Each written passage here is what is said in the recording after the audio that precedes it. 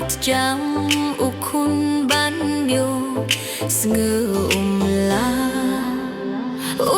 bertajam pato ong ladep nin kakam tip bunong yalam ulong umla syuban mialam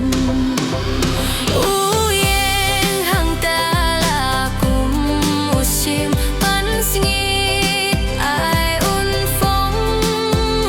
hai rindang bangabas ngutrim ukin nala ulong upir tajam sa shisen pat kopa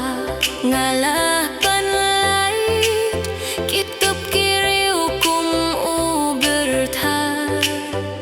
kaling kalajan pait sa shisin patte ulakyang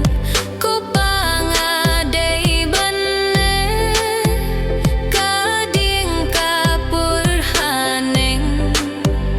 kabat mustul he uyeng hang talakum musim pansngiat ai unfong haering dong babas ngetrim ukhin nala ulong teya keling katap kasyop kalam mahikaing kakiu syakli kalajan job akin na mempat